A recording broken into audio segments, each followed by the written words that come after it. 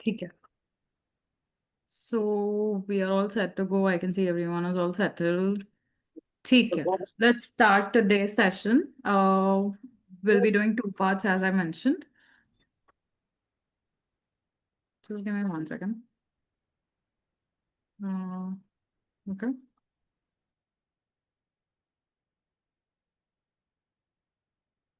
Yeah. Okay. Great. So let's get started. I'll not speak. I'll let Daksh speak. Over to you, Daksh. Hello everyone, my name is Daksh. I'm currently in 11th grade and I want to do engineering in the future. And today I'm here to share how physics is used in our daily lives. So, introduction, a lot of people just study physics because they have to, but I wanted to make people understand and have an interest in physics. To make this possible, I have made a small magazine which shows people how physics is important and is being used in their day-to-day life. So our first fact is that why do we slip on ice? So many people think that we slip on ice just because ice is a smooth surface. This is true, but another reason is when we press our foot against the ice, the pressure which we create actually melts a bit of ice. And this creates a small layer of water between the foot and the ice. And these layers of water reduce friction as molecules in a liquid move more freely than in solids. This is why we tend to slip on ice. So the physics behind it is when you apply pressure to a surface, depending on the amount of pressure you put, it decreases the melting point of the surface. And due to our body heat and atmosphere, the surface can actually melt. So this tells us that when the volume is constant, pressure is actually directly proportional to the temperature. Even without pressure, ice often naturally has a thin layer of water on its surface, which is why even lighter objects or animals slip on ice. The same phenomenon can be seen in our pressure cookers, where due to the closed lids, there is a buildup of temperature, and this increases the pressure, which actually reduces the boiling point of water, causing it to evaporate and cook our food. The second fact is why we don't fall while turning on sharp turns on our bike. So you must have noticed when you ride a bicycle and you make a sharp turn, you normally lean towards one side to balance yourself.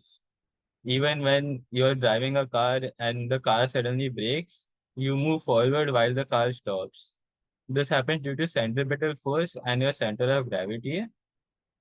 So the physics behind this is that when you're turning, your body wants to keep going in a straight line because of inertia, but the turn needs a centripetal force to pull you towards the center of the circle you're turning in.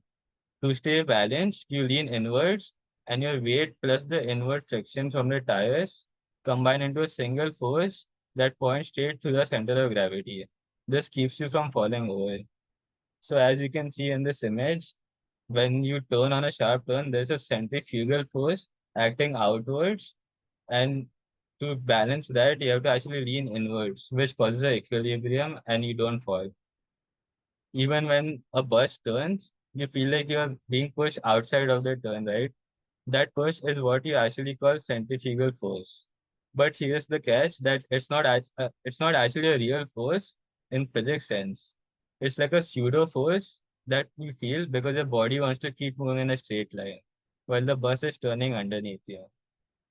The Newton's first law of motion is that when an object is in constant velocity, it will remain constant velocity until it's acted upon by another force. You can see this when you kick a ball that it will stop. This is due to the friction caused by the grass. So I'll show you guys a small video where you can see a biker almost touching the ground but still not falling.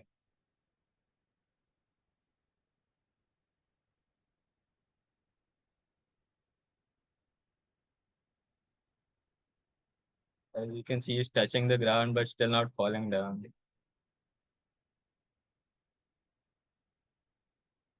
So now I want to ask you guys a question. So what do you think the color of the sky is? Does anybody want to answer? Blue. That's right. Okay, I think Saloni also wants to answer. Yes, Saloni, go ahead. Glow. So you guys are partially right. We actually tend to see the sky as blue due to the refraction of light. So here I'll explain it. So sunlight is actually white, but it is made up of all of the colors of the rainbow. When the sunlight enters the Earth's atmosphere, it hits the air molecules and scatters into different colors. But the colors don't scatter equally, hence giving the sky a color. So you guys can see in this image, when white light is shot through a glass prism, it actually separates into all of the colors of the rainbow. And they all don't travel together because of the different wavelengths. So the blue light actually has the shortest wavelength, so it scatters the most than other lights and fills the sky and reaches your eyes from all directions, which is why the sky is blue. Sorry, Daksh, we have got a request on the chat box. Can we go a little slow? Okay. Yeah. So, So Mansi, can you guide us? What did you not understand? Based on that, we can explain you again. Uh, Didi, like the Newton's part, the first law, that part.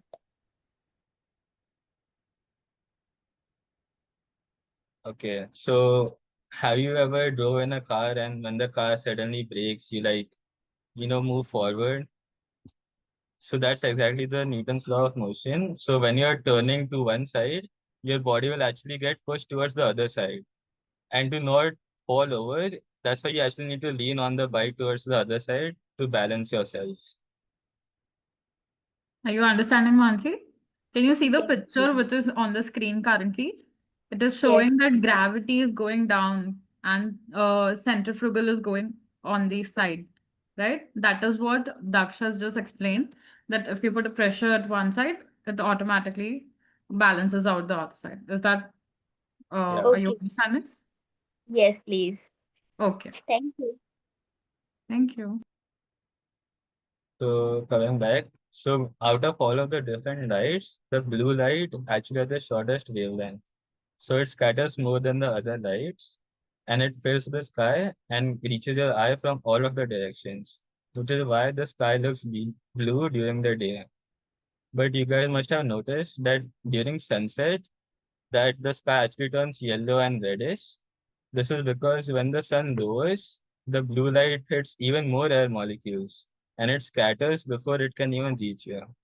Here, the red and orange light, which scatters less, is more visible, but this is why the sky looks orange and yellow during sunset. So the actual answer was that the sky does not have an actual color and it just how we perceive the light. So if green had a shorter wavelength than blue, the sky would have actually been green during the day. So I'll show you guys a small video and he can explain it better.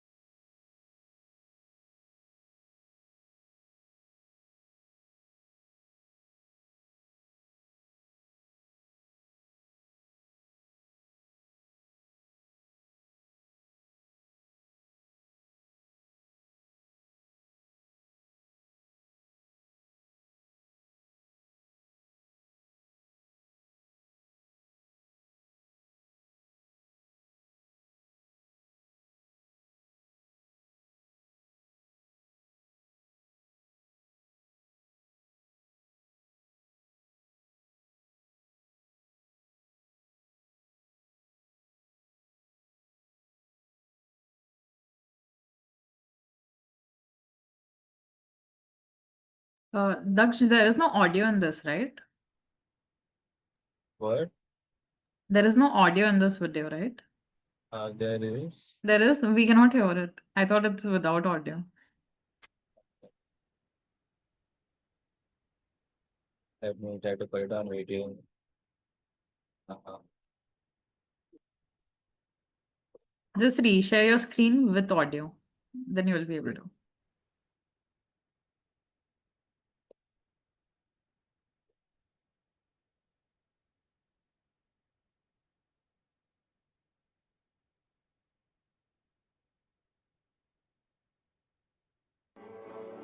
If you were to look up at the sky on a clear day, you will notice the sun is yellowish and the sky blue. But as the sun lowers on the horizon, the color of the sun and the sky can change dramatically to red, orange and yellow hues. But why does this happen?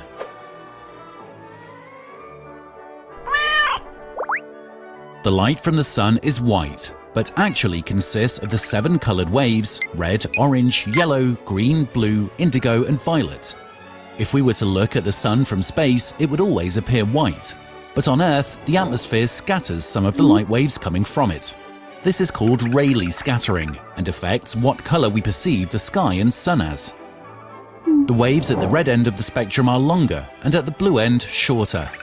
This means blue waves are more likely to hit particles in the atmosphere and scatter. Hence why, during the day, we see the sky as blue.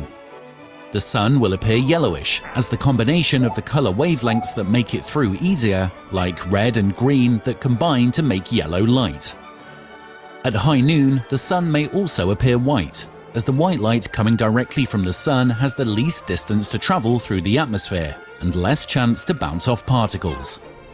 We explain why the sky is blue in detail in another video you can find in the description below and at the end of this video. As the sun sets in our sky, the light has a longer distance to travel through the atmosphere. The blue light starts scattering so much that the light does not end up reaching us. The light in the yellow, orange and red wavelengths have more chances to scatter on the slightly longer journey while still making it through to our eyes. The lower the sunset, the more dominant longer wavelengths will become. This is why the colors of sunsets get deeper as the sun sets more on the horizon, turning from yellow into orange and finally mainly just red hues. Thank you for watching, and please subscribe below for more.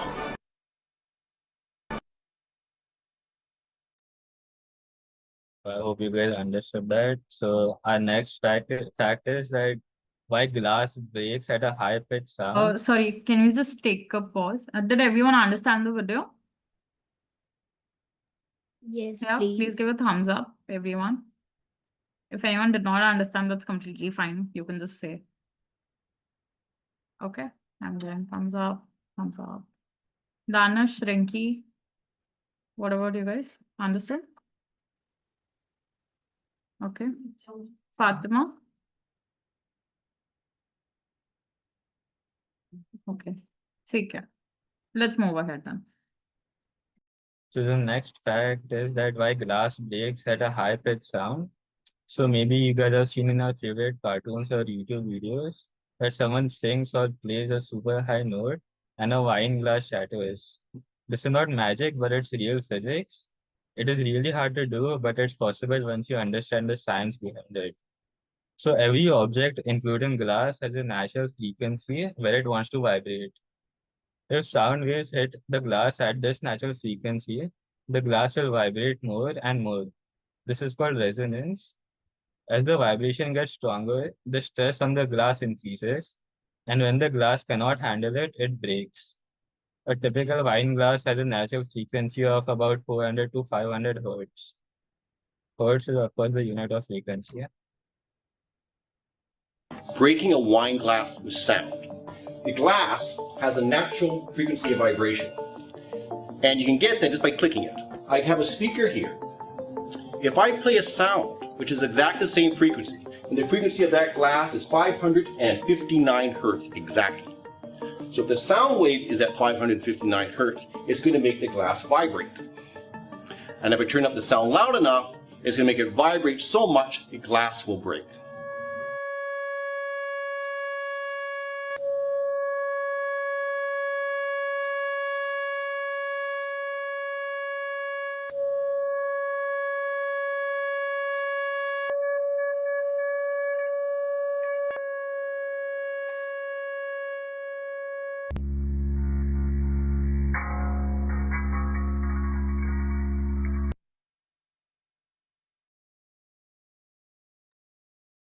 Even humans can create a sound high pitched enough to break a glass, but it's really hard to do, and only opera singers and people who are singers can do it. So our next fact is, why does the Earth revolve around the sun? So the Earth revolves around the sun because of sun's gravity. But if it was only the sun's gravity pulling the Earth, till now we would have been inside the sun and the Earth would have been destroyed. So the actual physics behind this is that when the Earth was formed, it had velocity. And as we saw before, when an object is moving in one direction, it will continue moving in that direction unless another force acts upon it. So there's no atmosphere in space, so Earth does not lose its velocity. And when the sun pulls Earth towards itself, it forms a arrow in between them. So as you can see here, the sun's gravity is pulling Earth towards it, and Earth is trying to move in this direction, causing Earth to move like this. And when it reaches here, again the gravity will go here, and the Earth will try to go here, causing it to go in a circle around the sun. So here's a fun math magic trick which you guys can use with your friends. So you guys have to ask a person to pick a number. Then you guys can try to think of a number yourselves.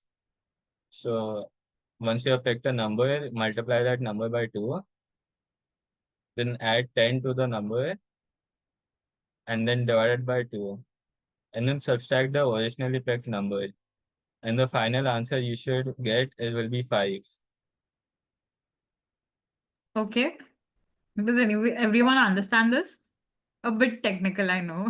I can see some faces. Yeah. No, no. Can we use an example, Daksh, for this? Do you want to show it with an example? Uh, okay. So for example, if I pick number 11, and then I have to multiply it by 2, so the number becomes 22. Then I add 10 to the number, so the number becomes 32. Then I divide it by 2 again, and the number becomes 16. And then I subtract the original number, which is 11 from 16, and then I'll get 5. And whichever number you do this with, the answer will always be 5. So if your friends say that the final number will always be 5, you can actually change the third step and make the final number whatever you want. For example, if you want the final number to be 8, you can tell them to add 16 instead of 10. And you can continue doing this for any number you want. You just have to multiply the final number you want by 2 and you'll get what number to add it with. This trick also works with decimals, but not negative numbers. Everyone understanding? Understood it now? Yeah. Okay. I can see some people are still not getting into this. People who don't like math. Yeah. Angel. Okay, no problem. Take it. So you guys can keep this also as a note if you want to note it down. It's a good trick to, you whenever you have time, you can just cross check it again with other numbers. That will be great fun activity to do. Was someone saying anything? Someone did unmute, right? Sorry if I broke. Yes, Didi, sorry. Bhaiya, can you explain again because this game is very interesting. Sure. So why don't you try picking a number? Think of a number in your head.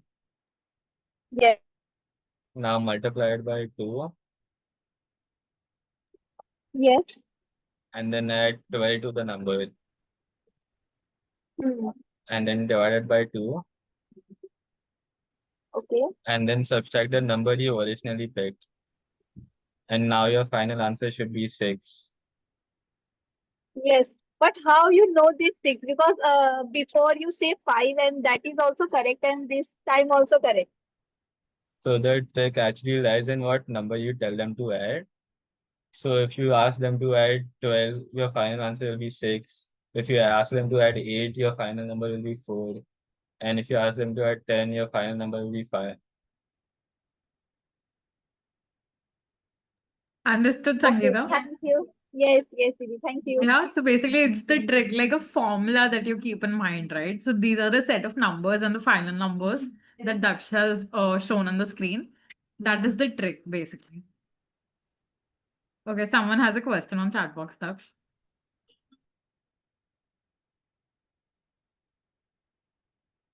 Yeah, if you ask them to add 22, the final answer will be 11.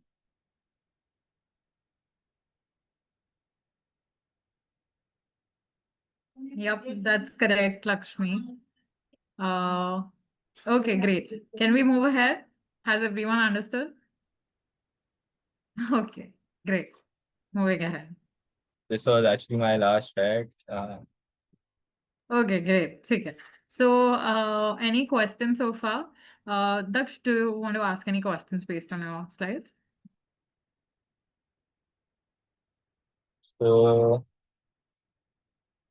okay, let me think. Sure, no problem. That's fine.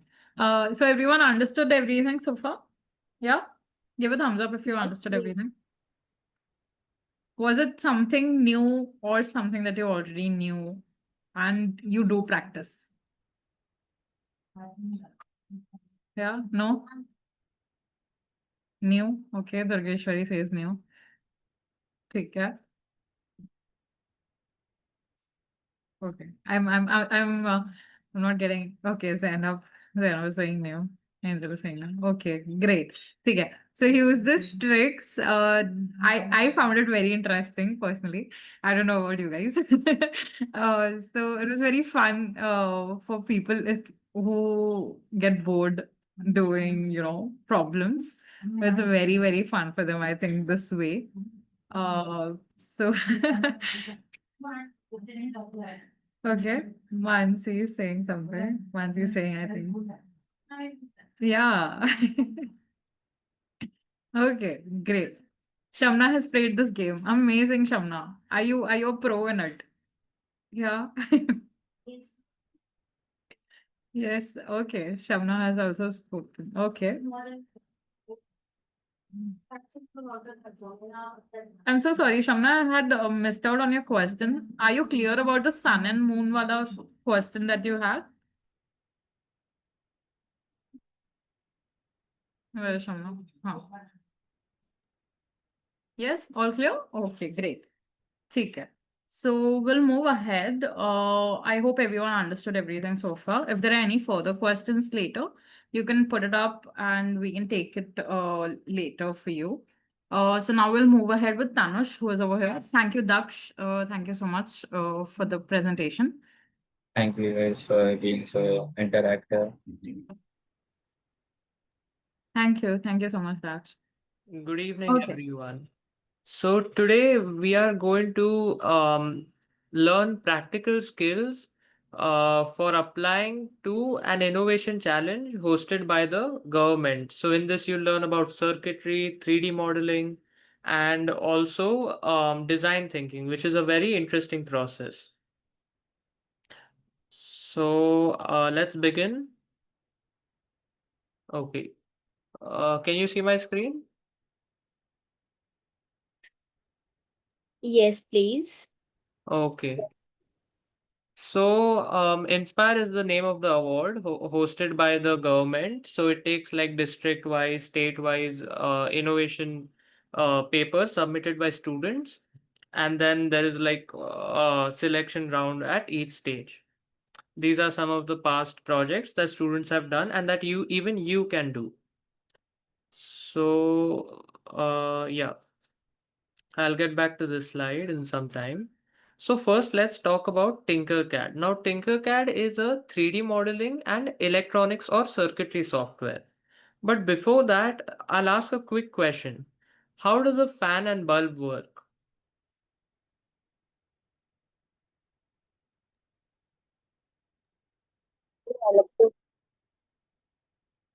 You can unmute your mic and answer, no problem.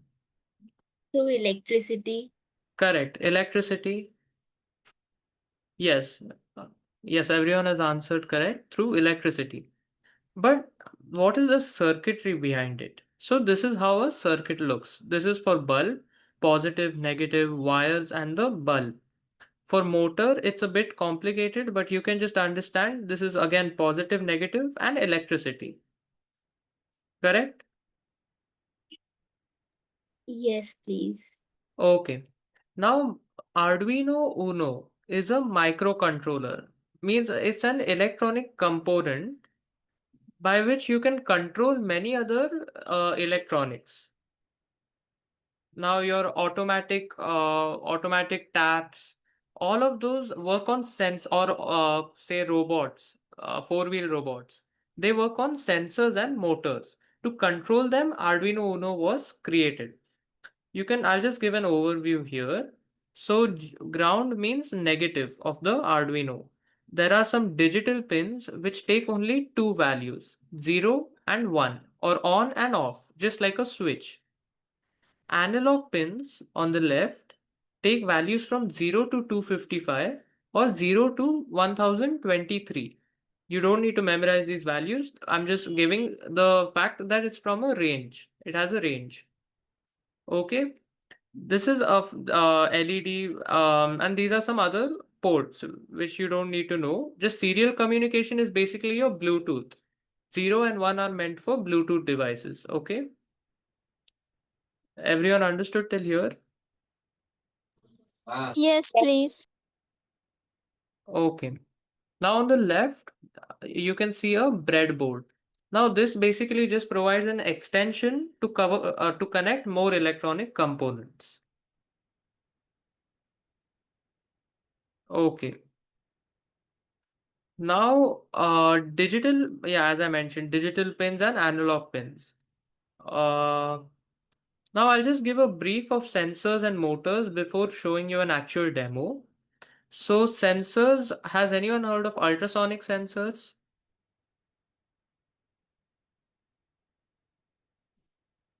You can unmute your mic. Oh, please. Okay. Ultrasonic sensors use sound to measure distance. Like how far is an object from the sensor? To measure that, ultrasonic sensors are used. Now tilt sensor. You know, in an aeroplane, when the aeroplane moves to the left or right, it needs some sort of sensing mechanism, right? To understand what position it's in. To understand this, tilt sensor are used. Motion sensor. It detects motion, like people moving or objects moving, based on infrared rays or heat rays received from the object or person. Okay. And Yes, please. And the fourth one is soil moisture sensor. So this detects the water level in the soil. Okay. Now on the right, there I'll just show two types of motors. Hobby motor. All of you have seen, yeah, sure, ask your question. What is meant by soil, please? Yeah, soil means like mitti basically. Okay. Yeah. Actuators or motors. Guys, if anyone has doubts, you can definitely raise your hand and ask them. Okay. Actuators or motors. Now, first one, hobby motor. All of you have seen cars, tractors, right? But what sort of motors they use to move their wheels? Definitely, they'll be heavy duty motors. So, those are hobby motors. Now, all of you have also seen the fans in our houses, etc., right? Now, fans are more light duty, so they use DC motor. Understood? Yes, please. Okay. Now, just a brief about the code, which is not required. Void is basically used to initialize a function in Arduino's coding language. Setup just runs once, loop runs forever. Okay. Now, pin mode defines the pin for the electronic component. Suppose I'm adding a sensor, so to define it, we use pin mode. Serial.begin. It begins the serial monitor, which is basically a kind of interface between human and computer. Okay. Now, digital write. As I mentioned, there are digital components and analog components. So digital write just chooses the component and says high or low, means on or off.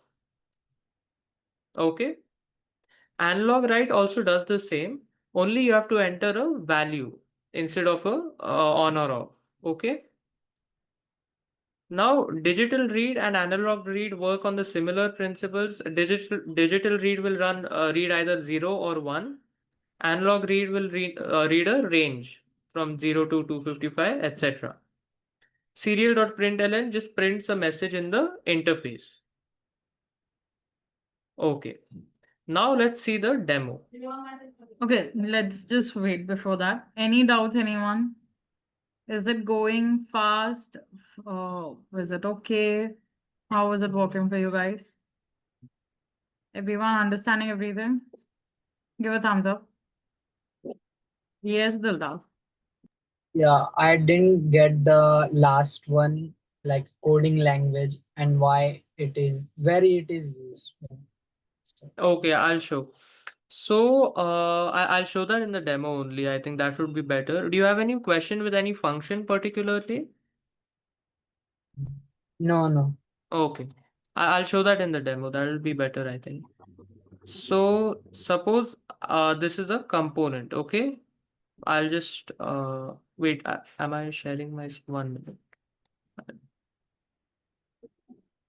Yes. So this is an LED and a battery, right?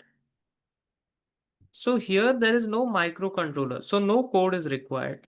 But suppose there's a situation like this where I have an ultrasonic sensor and code is required. Now see, 1 minute. Yeah, I'll put this in text format. Okay. So this is how the code looks. What we see is only the ultrasonic sensor and Arduino microcontroller. But what the code is in the backend, serial.begin, as I said, the command in the interface starts. Void loop to run forever. Centimeter read ultrasonic distance is basically analog read. Serial.println. Delay delays the output by 100 milliseconds. Is that clear or I can explain again? Motor चालू करता है What? Sorry. Sakshi, you're on. No problem. कोई बात नहीं. Okay, Dildar is saying, please explain again. Okay, sure. So I showed the functions here, right? Serial.begin, pin mode, int value to initialize the variable, all of this, right? Now, how does this play a part in the real code? It is used, say, here I have to initialize the centimeter and inch conversion. So I'm putting int. Now to trigger pin is basically just the sensor pin. So pin mode to initialize the component or to say that this component is included in my circuit. Okay.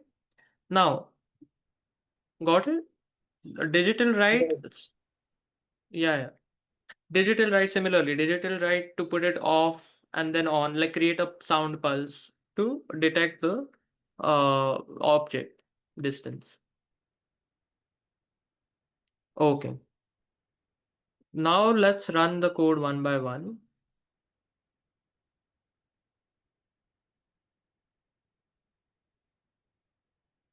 Okay. First one, ultrasonic. Now, as I mentioned, it will measure the distance, right? So suppose I drag this around, increase the distance, you can see the reading increases. If I decrease the distance, reading decreases. Understood? Yes, please. Okay. Now, right, 1 minute. So, LED was one, right? I mentioned LED is also there. You can see here the LED is glowing. If I stop the code, LED is off. Does anyone know why we put the resistor in the middle?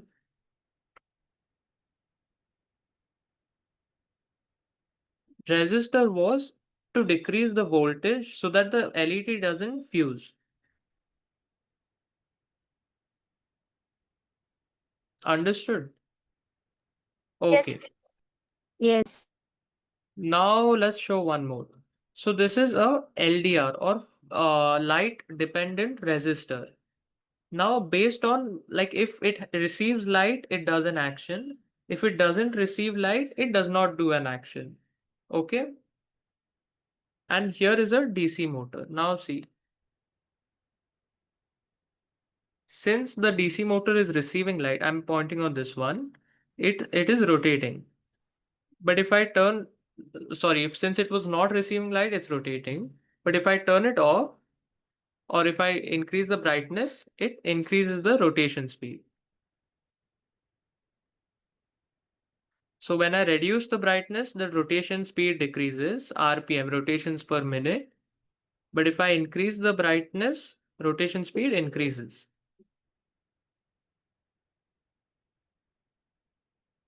Was that clear?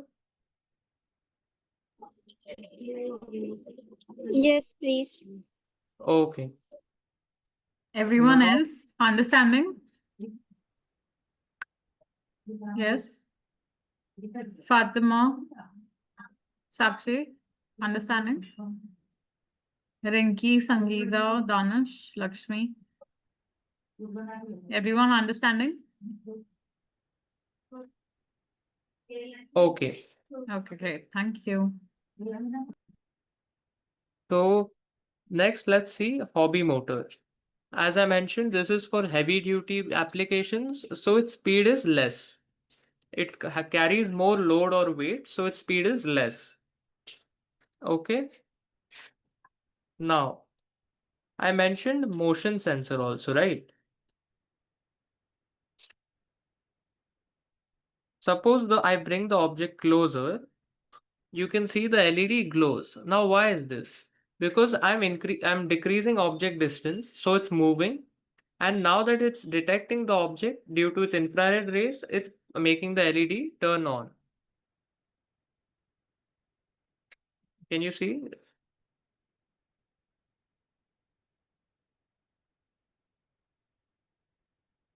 So there are many applications of this. Suppose you want to stop a thief or chore from entering your house. So you can put this motion sensor to help to alarm you if you see an unknown stranger approaching your house. Understood? Yes, please. Okay. Now one more. This is a tilt sensor. As I said, in an aeroplane, if it moves on left or right, so the pilot has to detect that, right? So if I tilt this, the LED turns on. If I take it back, the LED turns off. Okay. Did you understand that? Wait, I'll check. Chat too. Okay. Now, this is a temperature sensor. If I increase the temperature, voltage will decrease. Sorry, if I increase the temperature, voltage will increase. And if I decrease the temperature, voltage will decrease. See, it's going in millivolts, but if I increase the temperature, it's going in 1.6, like it increases the voltage. Okay. So that's how you can use temperature sensor. Now I mentioned soil moisture or mud water sensor. Now how does that work? It detects the water level, right? So first, if there's very less water, see, only the red LED is growing here. But as I increase the water level, you can see the LED switched to yellow. If I increase more, it switches directly to blue. That's how a soil moisture sensor or mud moisture sensor works. Okay. Now, one more. Now LCD. Now, first, any two of you tell me your names so that I can add it in the code. Here, I'll show how to like add the uh, like text or name in codes as well. Wait 1 minute, I'll check the chat. Okay, I got two names. Sorry, I'll be taking the first two only. Okay, sorry. Okay, I added two names in the code here. Print to LCD, see the names of your names. Now see how this will work.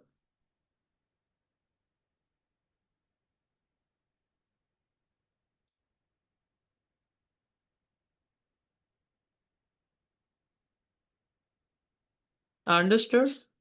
So what does LCD do? It just displays the text or whatever you want to like write on a LCD panel.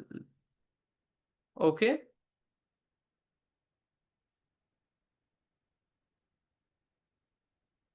Okay, so that is what LCD is. Right, this is a breadboard circuit.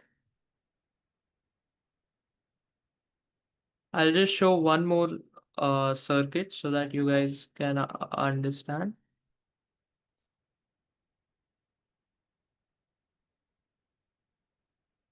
1 minute.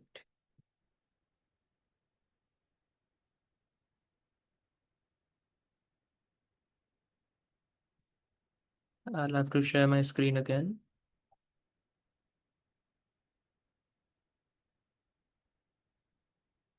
You can see my screen, right? Yes, please. Yes, please. Yes, please. Okay, now as I press these buttons, you will hear a sound.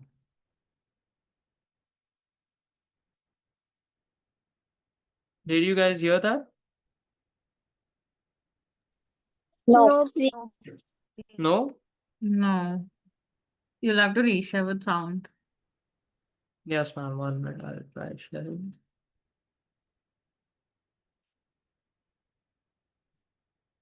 Oh, yeah, I think I got it. Yes, ma'am. Now tell me again, okay?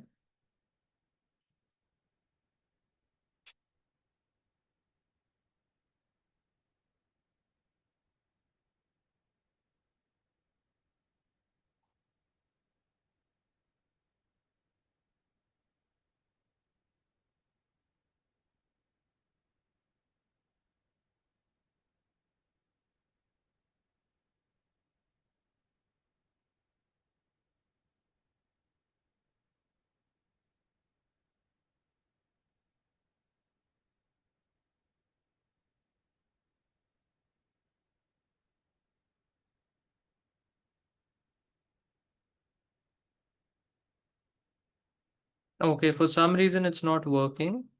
But basically a buzzer just creates sound. Like it creates an alarm or in the school bells. So whatever sound you hear is like electronic sound is due to buzzer. Understood? Yes, Yes, please. please. Yes. Okay.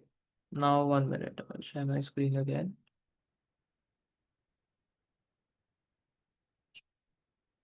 Okay. Now I'll ask a short quiz.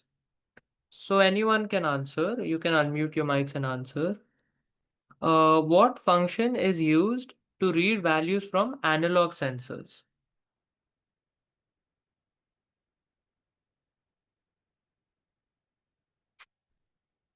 One minute, I think I'm getting answers in the chat.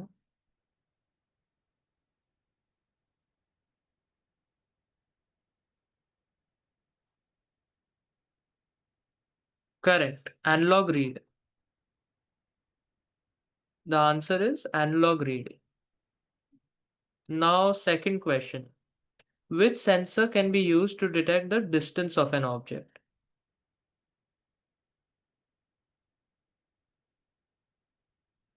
Yeah, you can unmute your mic or Ultrasonic sensor.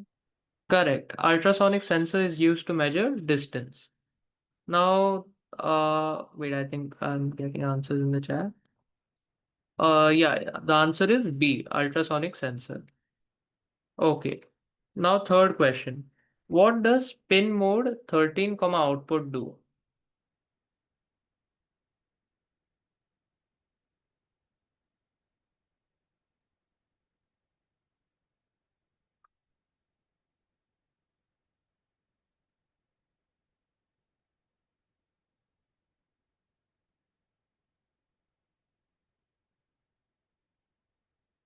Yeah. Okay. So 13, now what does pin mode do? As I mentioned, it defines an electronic component. Now what comes after the comma decides whether that component is output or input. For example, a sensor is an input, right? But a motor is an output. So when I write pin mode 13, output, it sets the electronic component on pin 13 as output. Okay, so the option is D.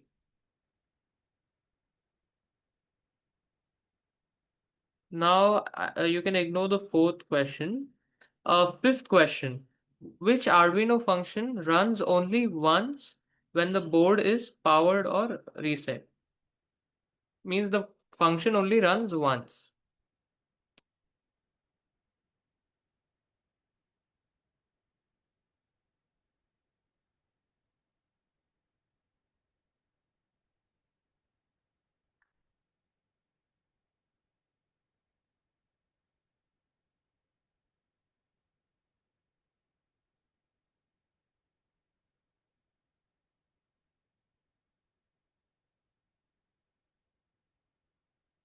Okay, the answer is C. So those who wrote C, good job. Because void setup only runs the function once. Void loop runs the function multiple times. Okay? Okay. Now, yeah.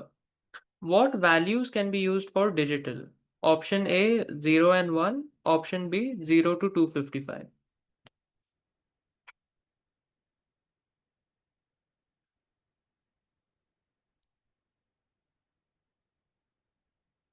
Correct. 0 and 1.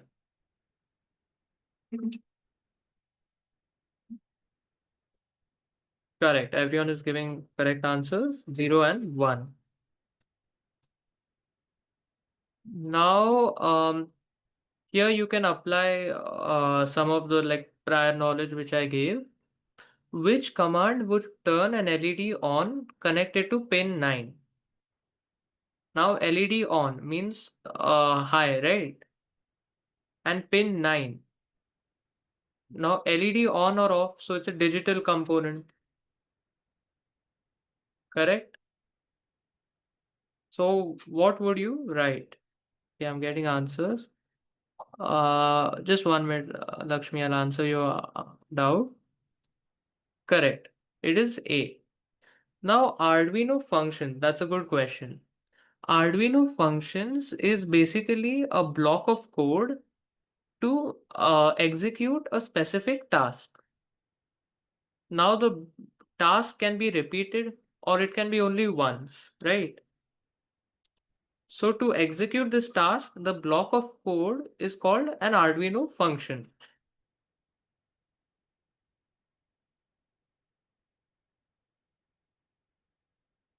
Everyone understanding so far? Yeah. Okay. Anyone has any questions any doubts based on the questions that we have asked? Anything that you think, okay, why did I go wrong over here? I did not understand this. Anyone? Okay. Yes, Lakshmi. Uh, Okay. so I have one question, please. So when a fan is like on and the sound in the fan, it is due to the motor or due to the air? Uh, the sound in the fan is actually due to the motor. Okay, when the motor rotates, there is some noise as it's moving against metallic parts, right? Now, how that noise reaches us is through the air.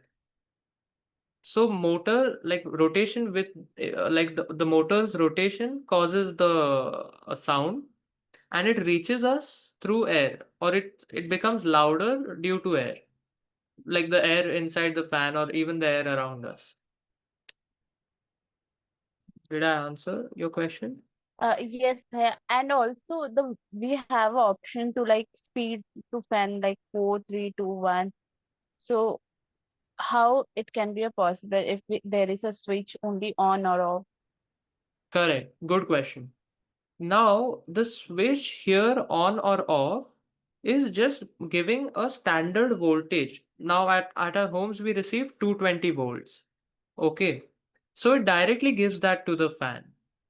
But what our remote does, or what our what do you call it, the modulator or control, it regulates the amount of voltage you're sending to that fan.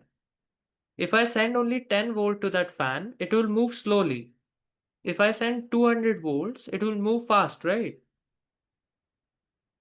Yes, So when you control that, like the, or I don't know, the circle thing, that is influencing the amount of voltage you send to the fan and therefore its speed. so it depend on voltage. Yeah, Yes, thank you. no problem. Um, right. Now, 3D modeling is a very trendy topic, especially in today's world. 3D modeling people earn a lot, especially when designing for brands, etc. Now, all of you must know about like solids, holes, right? The hole inside our locks or solids around us, cuboid, sphere, right? Prism. Correct. Now, I will show you how to make these shapes, but online.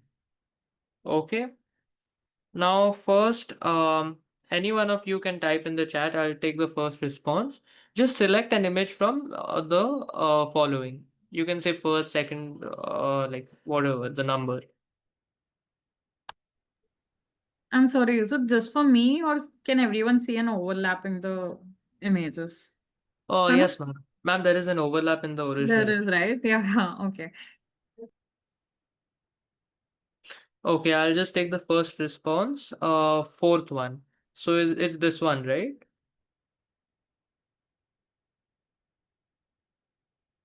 Is it this one? Okay. Okay, yeah. Now I'll show how to do this in Tinkercad. Now Tinkercad, as I mentioned, you can do 3D modeling and the electronics or circuitry in Tinkercad. Now so you create a 3D design.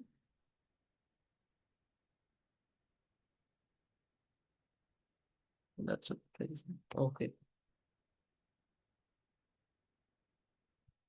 Now you can see the shape, right? There's a cuboid, a horizontal cuboid, vertical cuboid, and a triangle pyramid. Now, how to make that online or digitally? Now, this is the Tinkercad layout. So first I choose a box or a cuboid. Okay, everyone following till here? Yes, please. Yes. Okay. Now I have this cuboid. Sorry, 1 minute. Yeah. I have this cuboid. I placed it on the ground. Now first I increase the length. Now what are these squares here? These are handles. Handles means to increase the size, the length, width, height, etc. For that, these handles are given in Tinkercad. The basic scale or the unit for Tinkercad designs is 1 mm or millimeter basically. Understood? Okay. Yes, please. Now, since there were two cuboids, I've added two of them. And I take this like this. Okay. Place this here. And I add a triangle pyramid. 1 minute.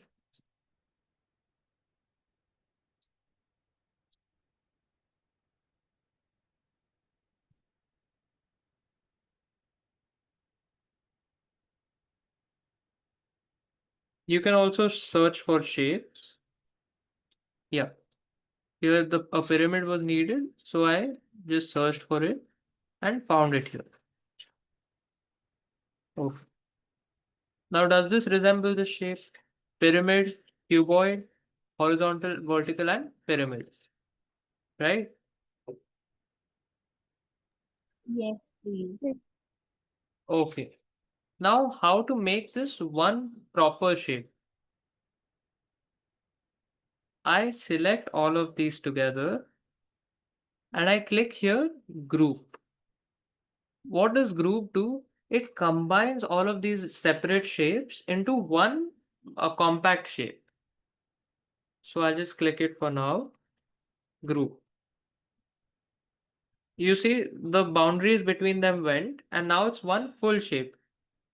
If I rotate it, it's the full shape that rotates. Do we use some website or will be? Yeah, I'll just send the website link so that you guys can. I'll send it at the end as well. Tinkercad.com.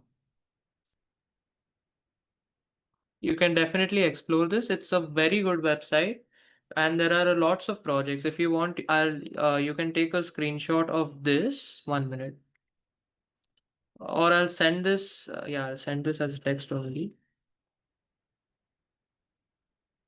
For These are anyone some. who is unable to copy paste it, I'll send it on your group as well Yeah. for your reference for later. Has everyone understood so far? Yes, please. Yes, please. Yeah. Yes, Can please. anyone tell me what will be the use of this app or this portal? What more can you make? How can you make it of use? Yes, Dilla. We can make a 3D model, for example, in architecture or the interior designing, to know the structure, or the electric, as he said, that electric model. So we can know the uh, exact work of the that mode, electrician. Or Correct. That is one application. Amazing. Yes, Tapsi. Yes, please. So, like in my college, they they are like teaching us these things only, but they have like a app, a Microsoft app. So now I can use this website, so I can learn more things about the 3D things. Yeah. I think they will be teaching you probably Paint 3D, Microsoft Paint 3D for now. But you can definitely explore this website, Tinkercad, to make more complex designs. There are a variety of designs you can make using this. Yes. Anyone else? 1 minute, I'll check the chat too. Yeah, you can like design a human model as well from these 3D models. Keychains, anything. Wait, I'll show some projects if you want. 1 minute. So yeah, I'll show this one. Now all of you have seen football stadiums, right? Or at least like know how they are, or cricket stadium or any stadium. Yes, You can please. design this too, the structure as sorry, yeah, Dildar mentioned the architecture as well. They also use this Tinkercad or similar softwares for 3D modeling. Here you can see they have designed the staircase, the seating, the court, everything all in Tinkercad. And you can 3D print this as well. You can create a physical model, like you can print a physical model of what you have designed in Tinkercad. Correct. You can use it for toys, architectural design, many things. Uh, yeah. You can also use it for like socially impactful projects, means to benefit society. Like someone created a shoulder support using servo, which is a motor, to help like elderly or people of determination. Like I'll just show you. They have designed the circuitry first, and then yeah, you can see that these are the components. 1 minute. Yeah, they have 3D printed these components through Tinkercad, all of these, and the electronics they have added physically. So that is how Tinkercad helps you a lot. Now, yeah, 1 minute. Tanush, I think we can just take the quiz for this bit and then we can pause for today. Sure, ma'am, no problem. So, yeah, I'll ask a quiz. What is the default unit of measurement in Tinkercad?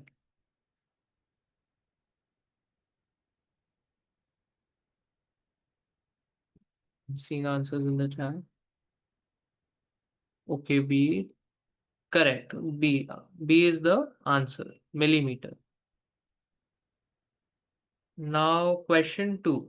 What does grouping objects do? Guys, I need answers from everyone. Fatima, Tapsi, Mansi, Rinki, Sanya. Answer, please. Shamna. If you don't understand, let us know you don't understand so that we can clarify it for you. Okay? Correct. The answer is C.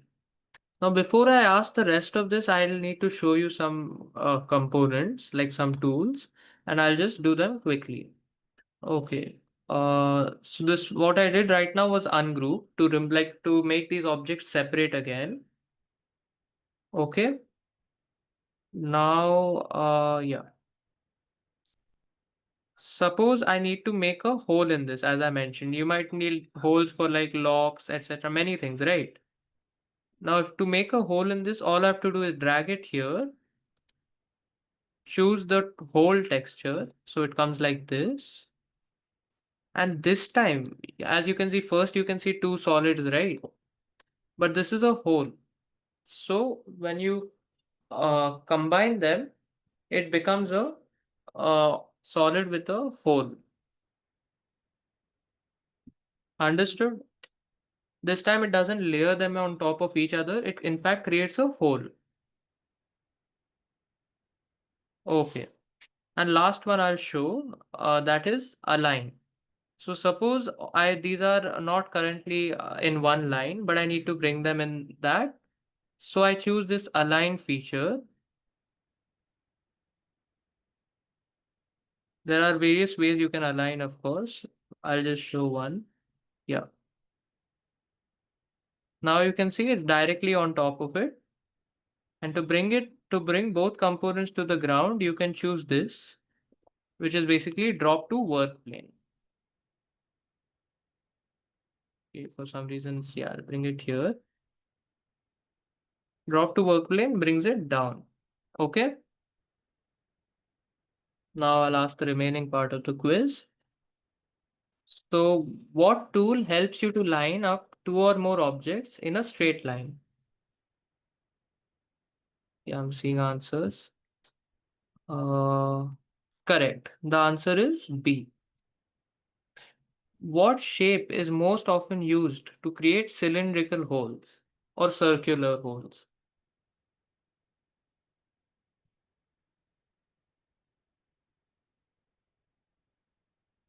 Correct. The answer is C. Good job. Now, fifth question. How do you create a hole in a solid object?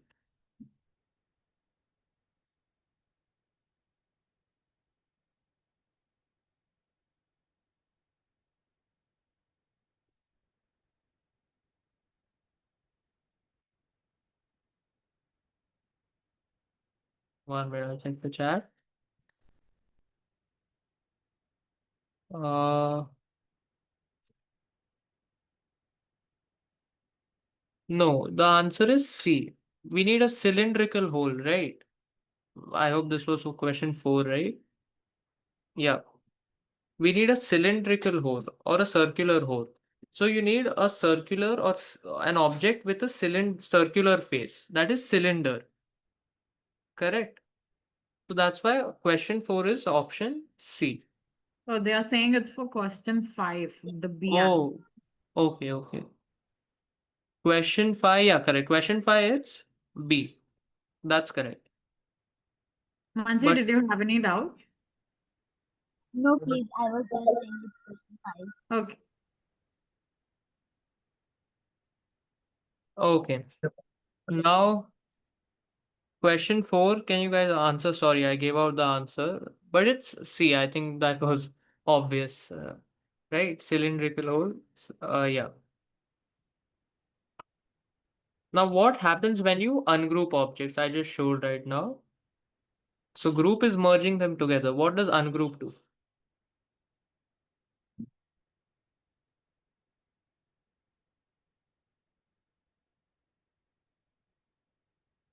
Okay, everyone is saying B. Correct. The answer is B. You can edit them individually again. Now, last question. Which tool allows you to resize an object? Basically, change an object's length, width, height in Tinkercad.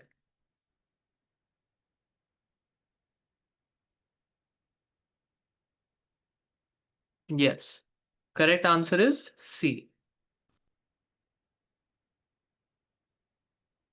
Yes, ma'am. That's Okay. Amazing, guys. Great work.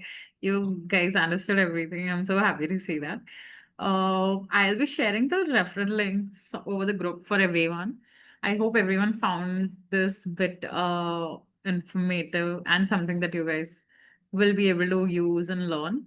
Even for people who are not into these domains, like me, even I'm not into this domain, but I would love to check out the sites and practice among it. It's so interesting. Like even I was finding it so interesting. So it's really fun. So anyone who is not in this domain, you can still give it a shot. Open the app, give it a shot. It's like very fun, right? Yeah, yes. Okay, great. Thank you so much, guys. Thank you, guys. I'll just send the link again in case you guys want. 1 minute. Yes. Tinkercad. Tanusha, I have also copy pasted it. Sure, ma'am. Then no So I'll problem. send it to them on their groups. Sure, ma'am. Great. ठीक है. Thank you so much, everyone, for coming to the session today. If there are any further doubts or anything, you can ask now. If not, then we can wind up the session over here. If everyone is clear and has no doubts, please give a thumbs up.